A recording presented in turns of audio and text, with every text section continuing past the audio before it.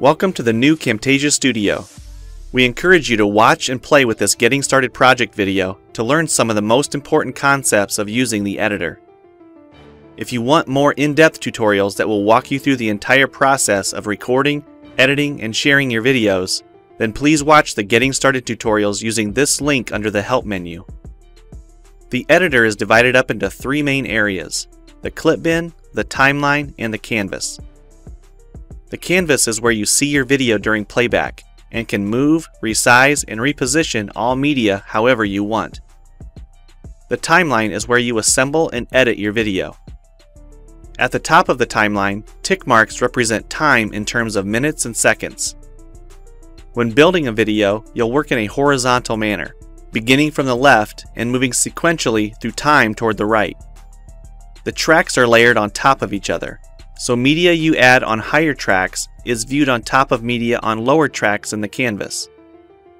For example, this callout is placed on top of the video track on the timeline, and therefore is on top of the screen video on the canvas. If I drag the video track on top of the callout on the timeline, the callout is now hidden behind the video on the canvas. Use the zoom slider to magnify the view of the timeline.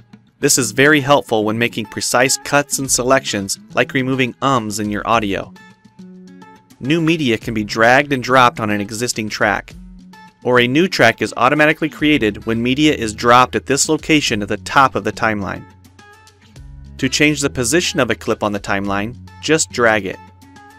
To change the duration of a clip, drag the edges in either direction. An important part of the timeline is the playhead. To view your video, click play. Notice how the video and the timeline's playhead stay in sync. Click anywhere along the timeline and the playhead moves to that point. To remove a portion of your video, make a selection with the green in point and red out point. Then click the cut button. If you don't want media cut on a specific track, just click the lock icon. If you make a mistake while editing, press Ctrl-Z on the keyboard to undo, or choose Edit Undo. Double-click the playhead to deselect. Next, we'll look at the clip bin and the library. The clip bin holds recordings, audio files, images, and title slides being used in the project you're currently working on. The library stores video clips, intros, callouts, title slides, and other media assets you want to use from project to project. It is pre-populated with professional content you can use in your videos. You can download more media from our website by clicking this link. You'll find a lot more music, callouts, and animated titles to use in your projects, and it's all free. Once you find something you like this callout for example, just drag it to a track on the timeline and resize and reposition it as needed. Double-click the callout on the canvas to open the Callouts tab and edit the text, or change any of the text properties like color or size. You can find a number of other callouts to use in your projects by expanding the Shapes menu. You've probably noticed the video zooming in and out at times, for example here when it's zooming into the timeline. To learn more about adding and customizing zoom and pan animations to your video, check out the other Getting Started tutorials on our website. We've talked about some of the tabs already, but be sure to explore the others for adding and editing special effects. If they don't all show up as tabs, click on the More tab to explore others, like the speech-to-text capabilities and captions, and the improved quizzing. Also, transitions can now be dragged directly to the timeline and added on top of clips.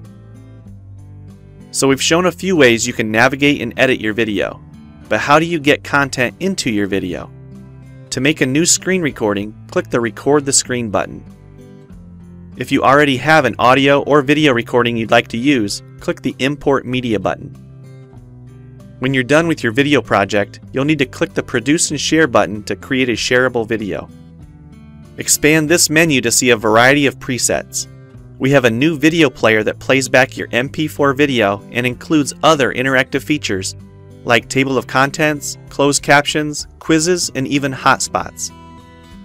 These features are available when hosting your video on TechSmithScreencast.com or the video and player on your own web server. This player provides playback on multiple devices with just one video, whether it's a phone, tablet, laptop, or desktop computer. Well, it's time for you to try Camtasia Studio for yourself using the content on the timeline, or better yet, create your own. We have lots of free tutorials on our website, and I recommend you begin with the Getting Started series. Also, the help file inside Camtasia Studio tells you how to use each of the Camtasia Studio features and applications. One last thing, if you ever want to open this Getting Started project again to view or practice with, use this link here. Thanks for watching, and we hope you enjoy Camtasia Studio.